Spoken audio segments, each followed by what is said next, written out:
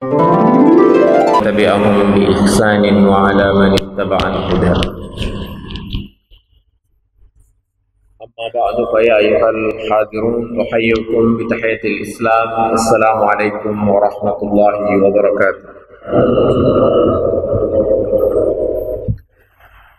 سبحانك اللهم لا علم لنا إلا ما علمتنا فعلمنا ما ينفعنا وانفعنا ما علمتنا ربنا زدنا علما وارزقنا فهما يا عالم الغيب والشهادة يا رحمن يا رحيم يا مجيب السائلين رب اشرح لي صدري ويسر لي أمري واحلل عقدة من لساني يفقهوا قولي. وقال الله تعالى في كتابه العزيز أعوذ بالله من الشيطان الرجيم إن الله يأمر بالعدل والإحسان وإيتاء ذي القربى وينهى عن الفحشاء والمنكر والبغي يعظكم لعلكم تذكرون. Ayat.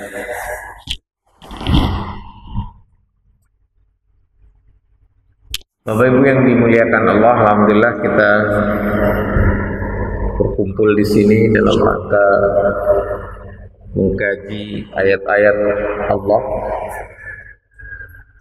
walaupun dalam suasana pandemi sehingga kita semua memakai masker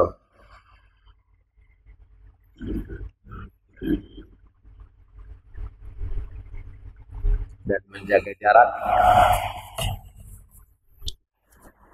dan kalau saya bawa hand sanitizer selalu berusaha. Pada kesempatan kali ini, sebagaimana biasa kita membahas hal-hal yang konsepsional dan aktual. Nah, yang paling aktual saat ini adalah Undang-Undang Cipta Lapangan Kerja. Ada yang memplesetkannya sebagai Undang-Undang Cilaka, tapi itu plesetan. Atau yang resmi itu kan istilahnya Omnibus Law Cipta Lapangan Kerja. Cipta Kerja, tidak pakai lapangan kalau nggak salah. Tidak pakai lapangan. Banyak sekali reaksi masyarakat tentang hal itu.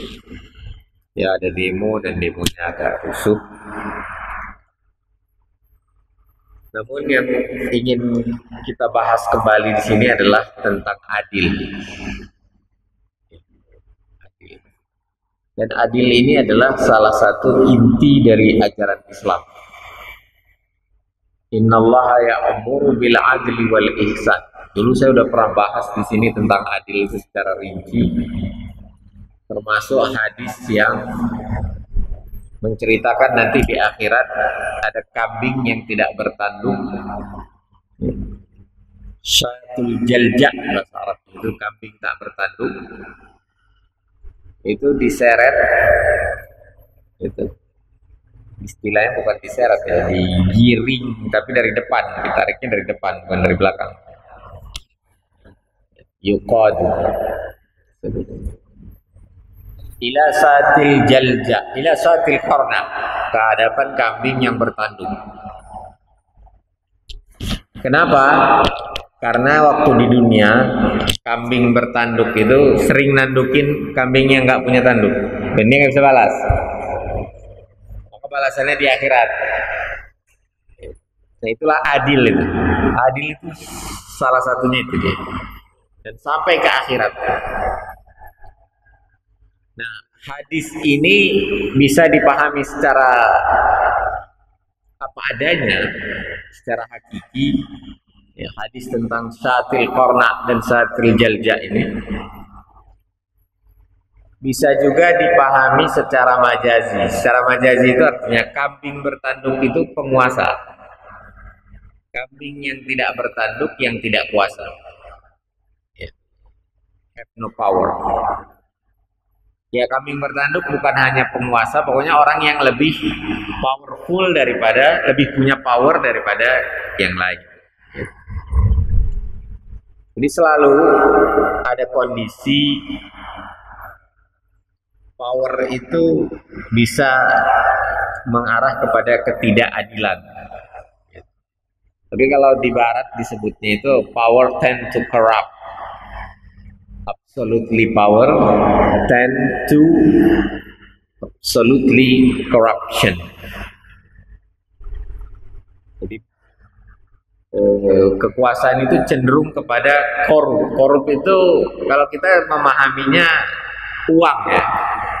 Padahal secara harfiah dan secara konsep arti korupsi itu adalah merusak sistem, itu secara konsepnya. Merusak keadaan.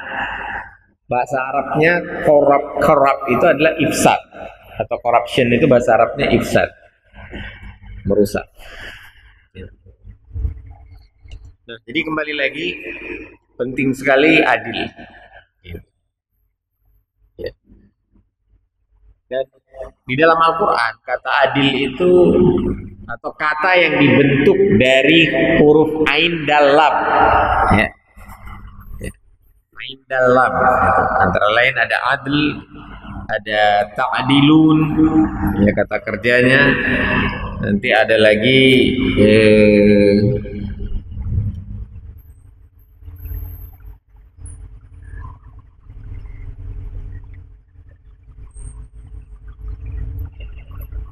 buat adlak, ada adlak, adalak. Nah, itu terdapat 28 kali berdasarkan Dictionary Corpus Quran. 28 kali itu 14 kali dalam bentuk kata kerja adalah, termasuk juga nanti ya'dilu.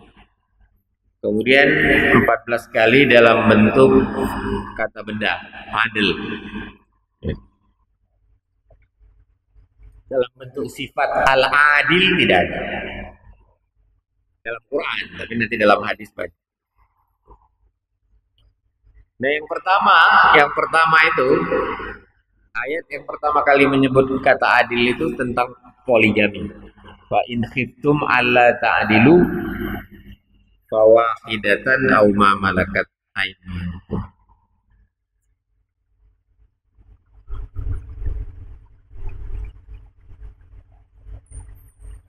Kemudian yang penting juga adalah ayat yang berbunyi Innallaha ya'murukum an tu'addul amanati ila ahliha wa idza hakamtum an tahkumu bil 'adl. Sesungguhnya Allah memerintahkan kamu agar memberikan amanah itu kepada yang berhak, menyampaikan amanah kepada yang berhak menerima amanah tersebut. Maksudnya kalau kita dititipi suatu amanah itu disampaikan, termasuk amanah kekuasaan atau pengelolaan negeri atau negara. Wa idza hakamtum bainan nas, dan apabila kalian mengadili atau menghakimi manusia, hendaknya dihukumi secara adil. Lalu bagaimana dengan realitas negeri kita saat ini? Banyak yang mengatakan, termasuk saya sendiri merasakan, salah satu problemnya ya di keadilan itu. Masih menjadi problem besar. Bahkan keadilan yang problem saat ini itu sudah mengarah kepada kebebasan. Maksudnya membahayakan kebebasan, mengganggu kebebasan. Di dalam tata aturan di negeri kita ini ada namanya Undang-Undang ITE, Undang-Undang Informasi dan Teknologi dan saya lupa singkatannya. Telekomunikasi elektronik. Undang-Undang Informasi dan Telekomunikasi Elektronik. Nah, undang-undang ini paling sering dipakai untuk mempidanakan berita-berita yang di-share di medsos atau segala sesuatu yang kita share di media sosial seperti Facebook, Twitter, YouTube, dan lain sebagainya.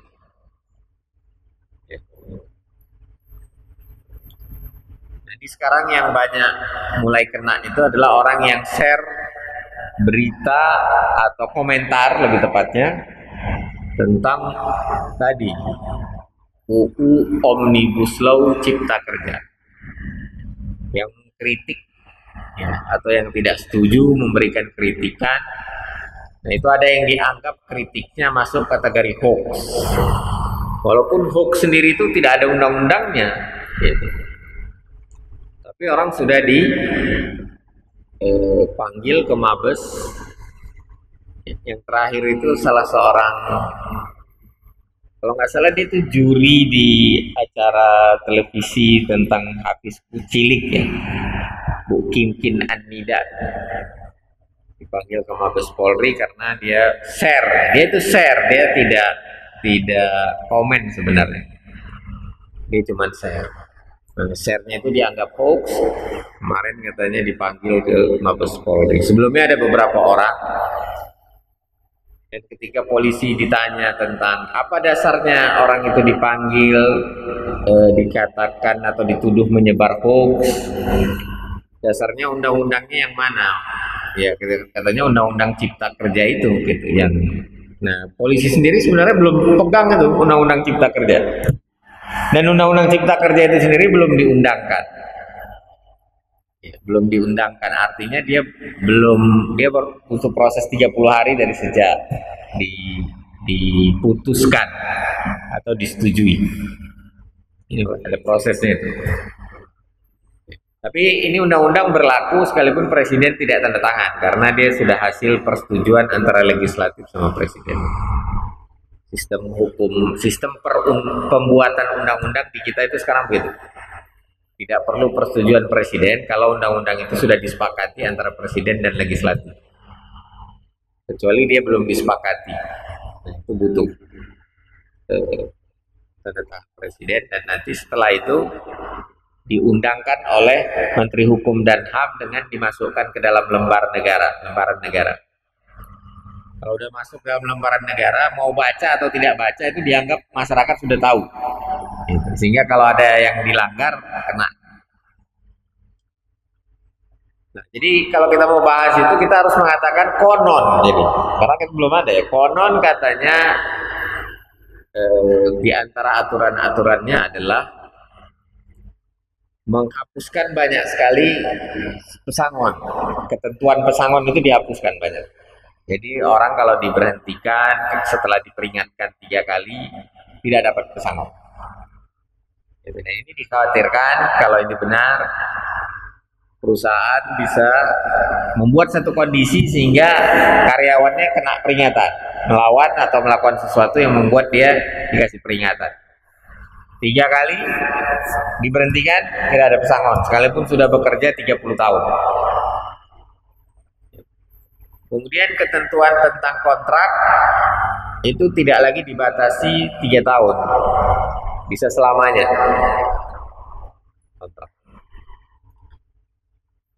Di Amerika orang suka itu kontrak selamanya atau kerja jam-jaman,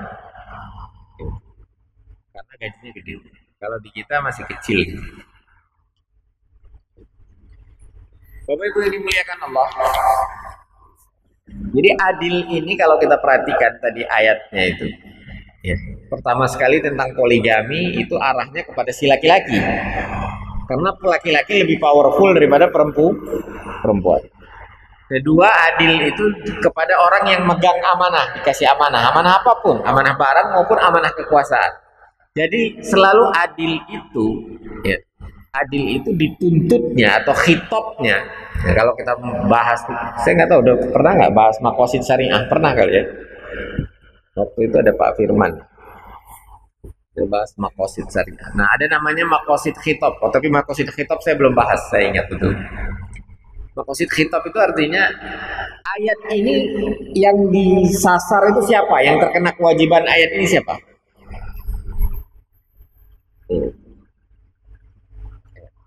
Misalnya ayat yang berbunyi khudz min amwalihim shadaqah.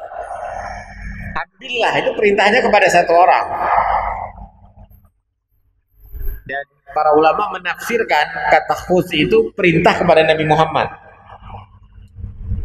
Tapi apakah hukumnya hanya berlaku untuk Nabi Muhammad saja yang boleh mengambil zakat? Nah, ulama mengatakan tidak. Ini hukum yang diperintahkan kepada Nabi Muhammad sebagai pemimpin. Sebagai pemimpin. Maka siapapun yang memimpin berlaku ayat itu.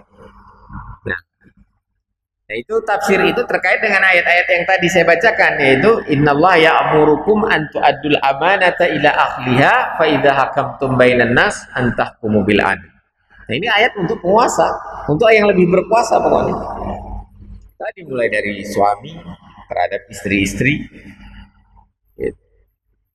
ya nazir masjid, nazir wakaf, BKM masjid terhadap jamaahnya.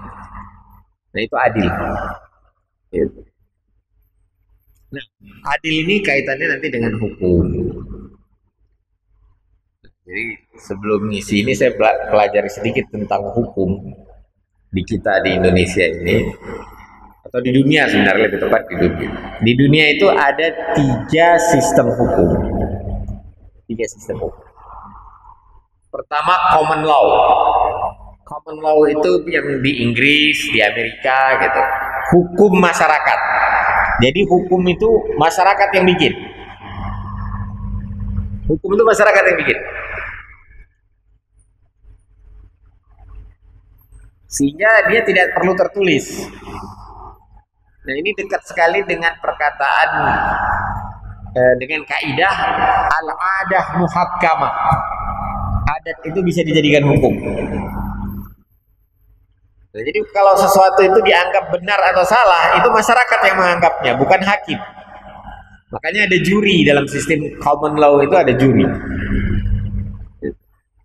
Nah, kalau hakim tinggal memutuskan sanksinya, bukan bersalah atau tidak bersalah, guilty or not guilty-nya, bukan. Itu guilty or not guilty-nya masyarakat diwakili oleh juri.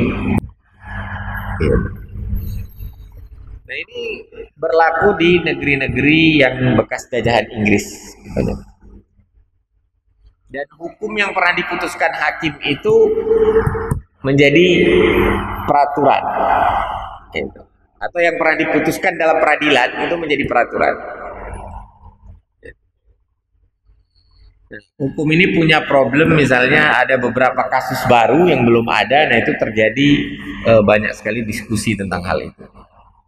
Kemudian makin lama jumlah hukumnya makin banyak karena presiden semuanya yang pernah diberlakukan, yang pernah diputuskan sebelumnya menjadi peraturan untuk yang berikutnya. Jadi tidak ada kodifikasi, non kodeks dia sifatnya, tidak dikodifikasi. Nah, yang kedua disebut namanya civil law. Hukum sipil. Hukum sipil. Hukum sipil itu hukum yang dibuat oleh sekelompok orang dalam sebuah badan perwakilan, atau juga dikenal istilahnya hukum kontinental, karena ini berlakunya dimulai dari Eropa daratan. Nah, kalau common law itu dari dulu itu sistem common law paling banyak awalnya, tapi makin kemari makin banyak negara yang menganut sistem civil law. Undang-undang itu dibuat oleh badan, kalau kita oleh legislatif, DPR, dan presiden sama presiden. Presiden sebagai kepala negara di situ, bukan kepala pemerintah. Yang ketiga sistem hukum agama, religion law. Nah, ini tinggal beberapa negara saja yang masih memakainya, Arab Saudi, Sudan, Iran, Syria termasuk yang lagi perang. Dia ada satu lagi mana ya? Oh, Vatikan.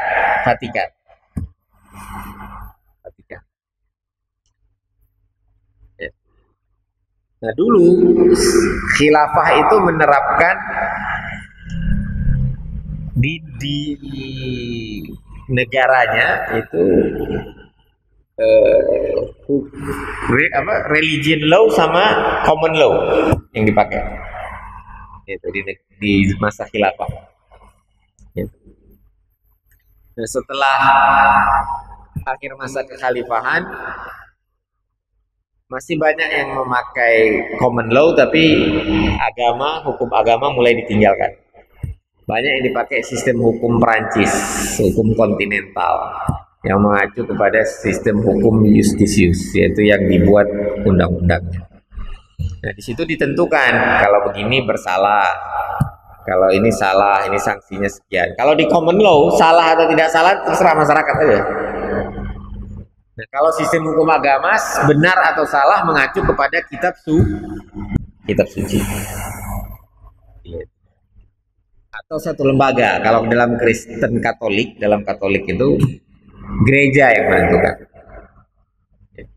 Makanya hukum agama itu juga disebut hukum gereja, negaranya disebut negara gereja.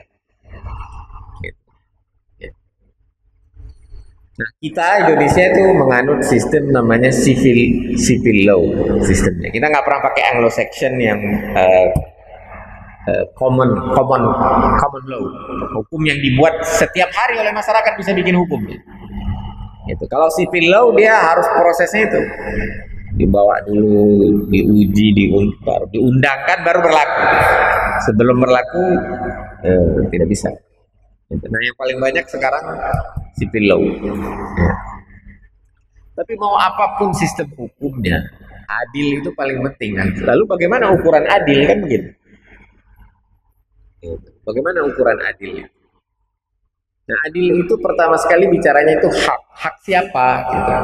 Siapa yang berhak? Gitu. Nah, kalau kita bicara tentang hubungan industrial, itu pesangon itu hak apa tidak? Itu dulu ditentukan dulu dia hak atau bukan. Hak siapa pesangon itu? Nah, setiap ada hak itu menimbulkan kewajiban. Setiap ada hak menimbulkan kewajiban pada pihak lain. Pada pihak lain. Jadi kalau buruh atau tenaga kerja berhak atas pesangon, ya, maka timbul kewajiban pada perusahaan untuk memberi pesangon. Begitu. Nah, jadi putuskan dulu, tentukan dulu haknya, hak siapa. Ya. Ya. Jadi itu sebenarnya mudah, mengetahui hak itu mudah.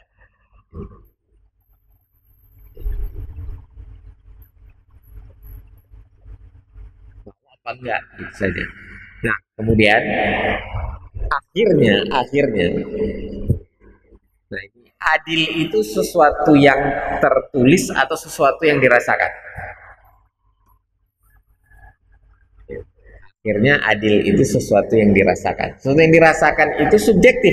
Iya benar subjektif. Oleh sebab itu dia harus dirasakan oleh sekelompok orang, dirasakan oleh masyarakat. Nah, jadi sebenarnya antara civil law dan common law itu muaranya sama. Keadilan itu dirasakan oleh masyarakat. Common law itu juga mengacu pada prinsip keadilan itu apa yang dirasakan masyarakat. Kalau menurut masyarakat itu adil, ya adil.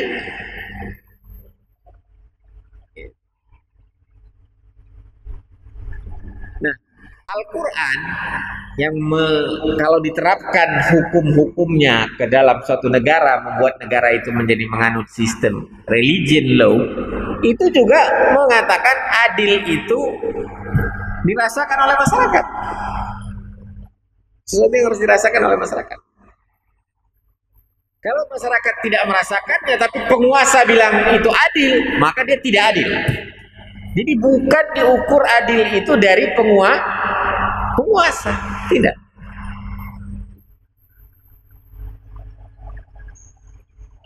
Nah, itulah kenapa dalam Islam berlaku kaidah al-adat muhakkam. Adat itu bisa jadi hukum. Nah, cuman bedanya nanti antara common law sama religion law itu. Nah, nanti dalam religion law ada beberapa adil itu yang tentukan itu langsung Allah, langsung ya menciptakan alam semesta. Seperti pembagian waris 2 laki-laki 1 perempuan. Nah, di sini kalau masyarakat merasa itu tidak adil, Itu kalah masyarakat, karena ini yang melakukan bukan manusia, bukan individu, bukan yang berkuasa, tapi yang maha kuasa.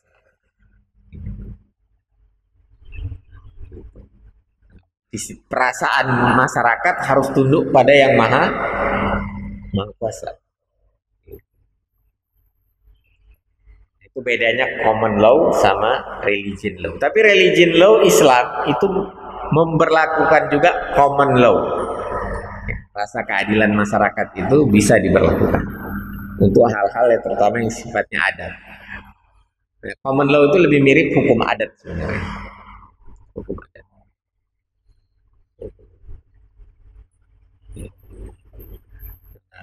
Nanti tentang ganti rugi itu dalam common law itu tidak ditentukan berapa, tergantung setiap daerah beda-beda itu ganti rugi.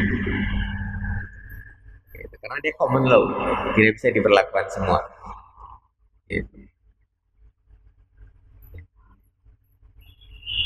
Tentang tata ruang itu lebih bagus common law.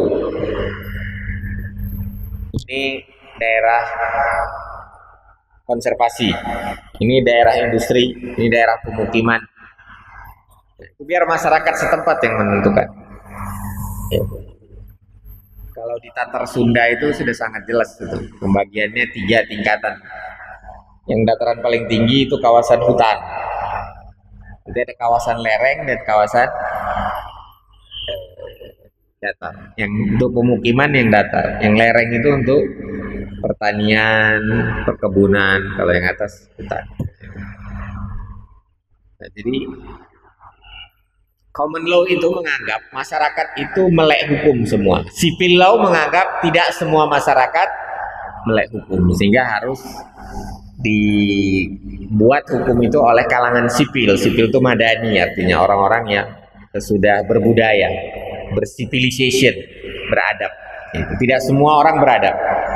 Nah, sedangkan common law menganggap semua orang beradab.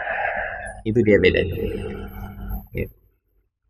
Kalau religion law itu menganggap manusia itu punya peradaban sejak dia diciptakan, yaitu Adam. Tapi dia tidak bisa mengetahui keadilan secara mutlak. Maka ada Allah yang menentukan, yang prinsip-prinsipnya. Gitu. Tapi tetap manusia diberi kebebasan. Misalnya tentang lalu lintas, nah, Bapak Ibu cari di dalam kitab suci apapun tidak ada. Peraturan lalu lintas dalam Quran, walaupun dalam Quran ada larangan duduk di tengah jalan atau menghalang orang, suddu anis sabil, itu ada larangan. Ya, tapi itu bukan sistem lalu lintasan kan. Tidak ada tentang lampu menyala merah, lampu tidak ada dalam Quran, dalam kitab suci apapun tidak ada. Seperti itu. Nah, sekarang ini di negara-negara yang menganut common law itu juga mulai memberlakukan civil law, karena ada beberapa hal yang masyarakatnya walaupun beradab tapi tidak terlalu melek. Misalnya undang-undang transportasi udara, itu tidak semua orang bisa bikin lah.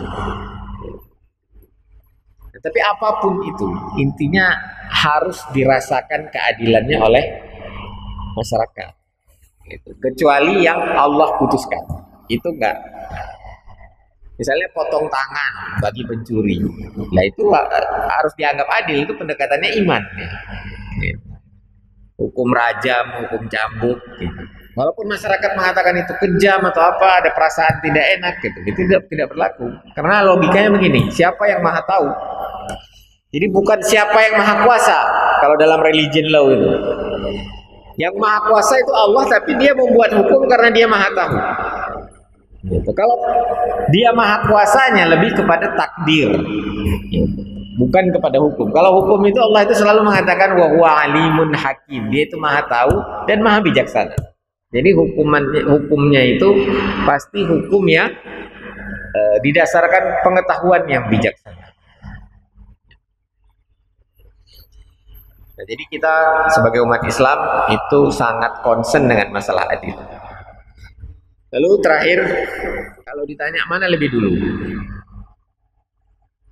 Bebas dulu baru adil, atau gini lah, bebas, adil, kebebasan, keadilan, keselamatan, kesejahteraan. Mana lebih dulu?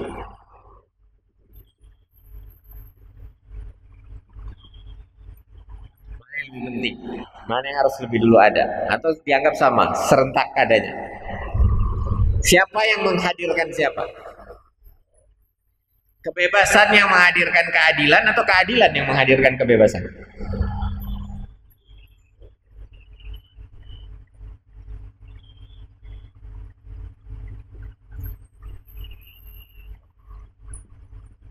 Indonesia udah merdeka belum?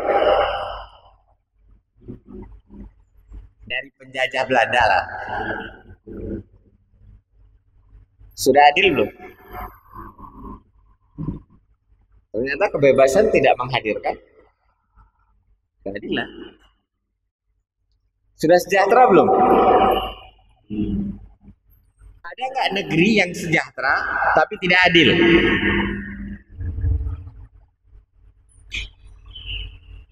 Atau kurang adil?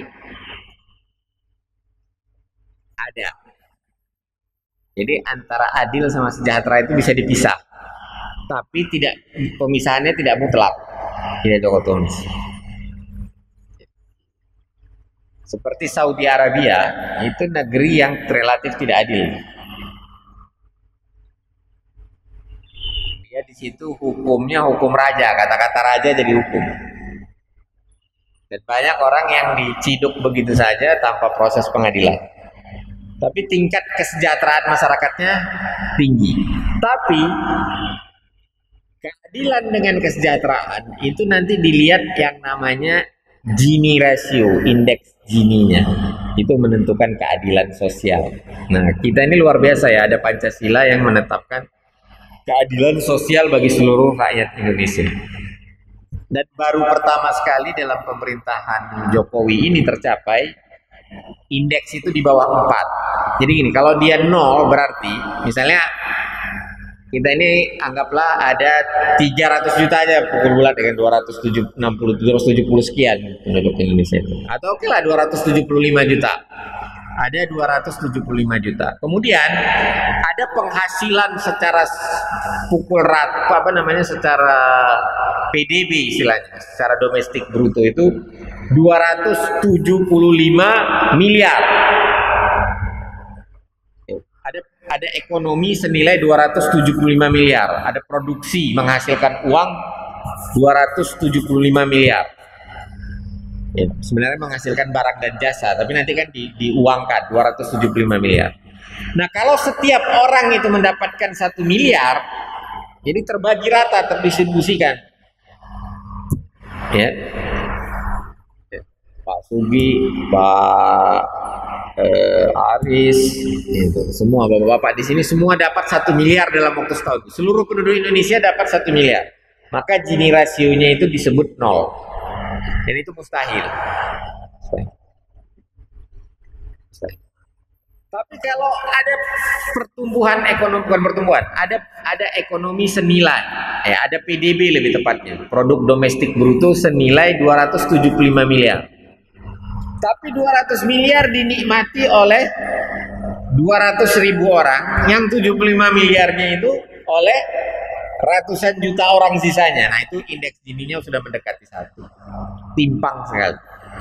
Dan yang disebut 1 tuh ini, dari 275 miliar produk itu cuma 1 orang yang merasakannya. Misalnya saya yang merasakan.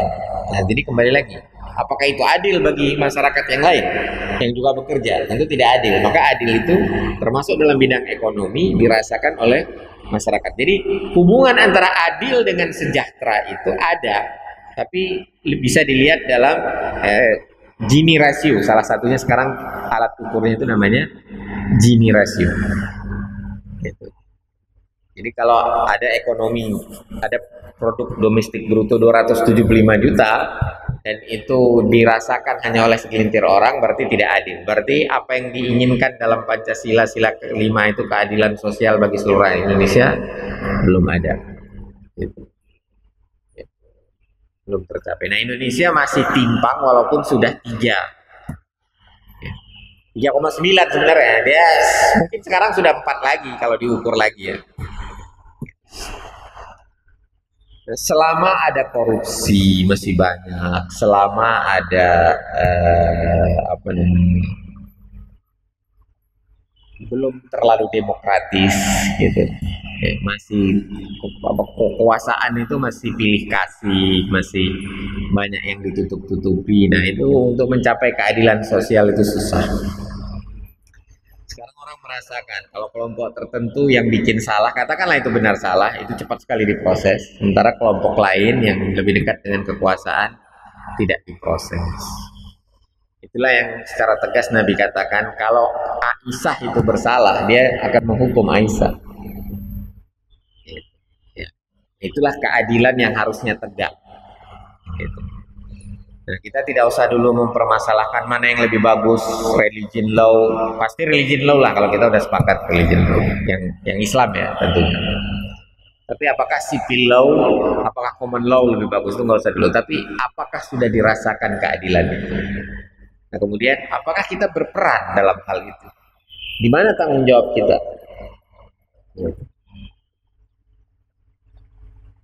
Dibanding Presiden Jokowi dengan kita, siapa yang lebih berkuasa? Saat ini lebih berkuasa Pak Jokowi.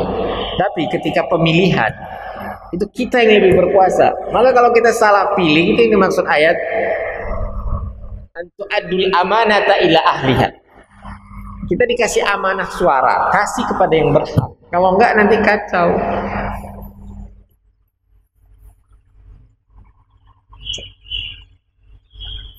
Nah, tapi susah Pak nentukannya. Nggak boleh susah. Kita itu harus melek masalah hukum, melek track record orang.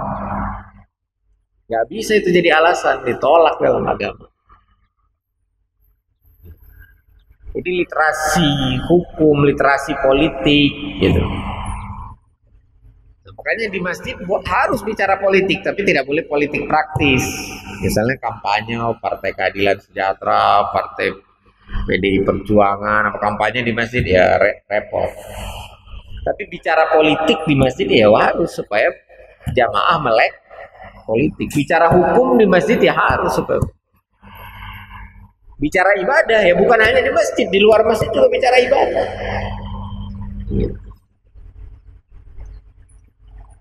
Demikian, mudah-mudahan bermanfaat. Kalau masih ada yang mau didiskusikan, boleh tafadhol, silakan.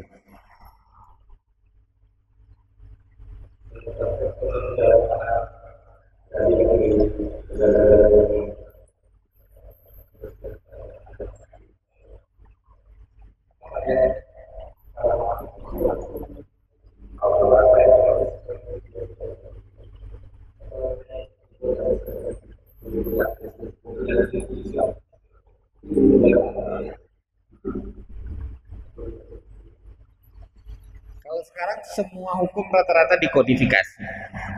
Semua dikodifikasi. Kalau tidak, jadi gini, beda kodifikasi dengan non kodifikasi itu nanti dia civil law apa common law. Jadi religion law itu bisa diberlakukan dalam sistem civil law, bisa diberlakukan dalam format common law. Kalau common law dia dibacakan aja. Anda melanggar Al-Quran ayat sekian surat sekian, melanggar hadis surat sekian sekian, atau melanggar fatwa ulama tentang jual beli gitu, berdasarkan ayat sekian dan hadis ini gitu. Itu siapa yang menentukan itu? Kalau di dalam sistem religion itu masyarakat tidak terlalu bisa pakai itu. Jadi harus pendekatannya sipil sebenarnya. Tapi ada kodifikasi. tidak jarang sekali dalam religion law itu tidak ada kodifikasi. Gitu. Tapi di zaman sahabat, di zaman Rasul itu common law bentuknya. Mungkin istilah common law juga nggak bisa ya, karena Nabi langsung yang memutuskan. Gitu. Zaman sahabat juga ada hakim yang memutuskan. Jadi rata-rata itu mesti perpaduan antara civil law dengan common law. Tapi kemari memang orang lebih cenderung pakai civil law karena dia lebih istilahnya gini, kepastian hukum dalam civil law itu lebih terjamin. Nah, saya mau perluas pertanyaan Pak Aris. Dikatakan sistem itu Islami, civil law atau common law? Nah, dua-dua bisa, cuman di masa modern itu karena sudah sangat banyak ini, tapi memang bisa dibantu dengan sistem IT ya. Tetap lebih bagus civil law, lebih mudah kita merujuknya, tapi tidak boleh terlalu kaku, harus tetap dibuka yang namanya common law. Gitu. Nah, baik civil law maupun common law sebaiknya dan seharusnya sebagai orang beriman mengambil dari Al-Quran dan hadis. Gitu. Al-Quran dan hadis itu syariat, dia mentah sekali sebenarnya. Perintah itu wajib apa? Bisa jadi perintah itu membolehkan, kulu wasrobu, makan dan minumlah. Nah, ada orang nggak makan dihukum. Kenapa? Bertentangan dengan ayat itu kan nggak bisa begitu kan? Nggak bisa begitu. Ya, jadi dalam sistem religion law sekarang sudah cenderung dikodifikasi. Tapi yang misalnya yang berlaku di kerajaan Saudi Arabia, saya sendiri belum mempelajari. Cuman titah raja jadi hukum kan begitu deh. Titah raja itu jadi hukum. Ini agak unik juga sebenarnya ketika titah raja jadi hukum itu. Hukum di tangan satu orang.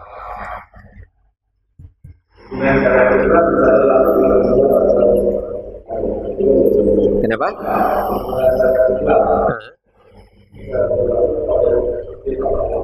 Bisa, syariatnya bisa diambil untuk sistem apapun.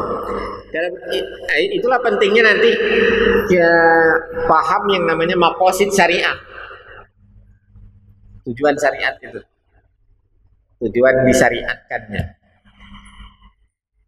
Jadi adanya syariat maka ada tujuannya, bukan karena ada tujuannya maka ada syariatnya. Cuman dalam sistem syariat Islam itu begini. Banyak sekali daerah yang penting tidak bertentangan. Misalnya mau bikin undang-undang lalu lintas, itu nggak usah cari di Al-Quran dan hadis. Tapi yang penting tidak bertentangan, begitu saja, sudah. Jadi bikin dulu undang-undang lalu lintas. Nah, nanti dibawa ke Dewan Syariah misalnya atau ulama, majelis ulama dibaca, udah nggak ada yang bertentangan. Nah, itu hukum dianggap syar'i, bukan syariat, syar'i, sesuai syariat. Jadi sesuai syariat itu adalah cukup untuk banyak hal tidak bertentangan dengan syariat. Tidak bertentangan saja. Jadi bisa Pak, bisa dipakai ke civil law, bisa dipakai ke common law. Cuman tadi masyarakat harus merasakan keadilan dan tetap ujungnya ada kaitannya dengan kesejahteraan. Tapi tidak ada kaitannya dengan kebebasan.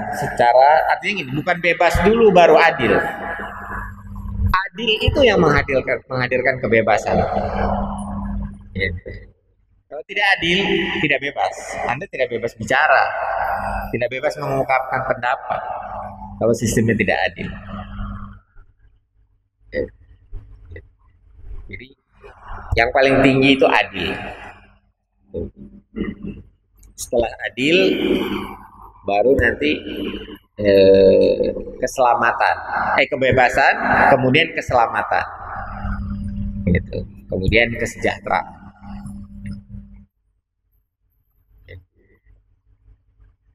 Jadi nomor satu itu keadilan.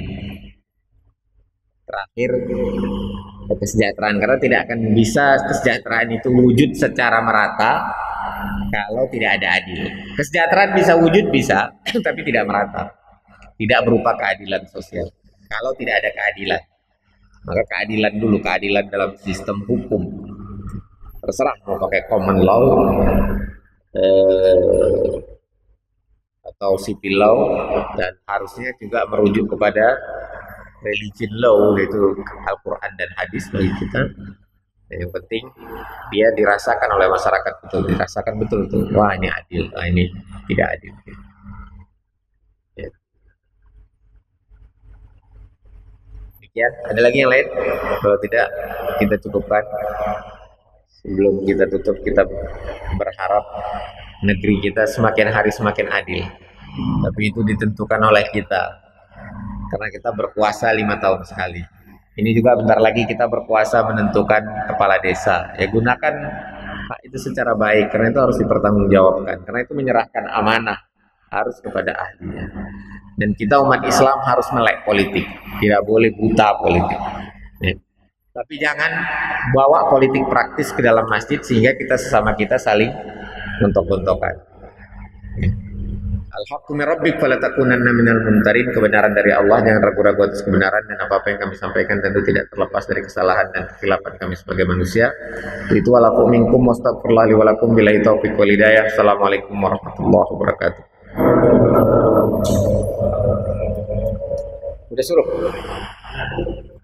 pas ya 32 ya.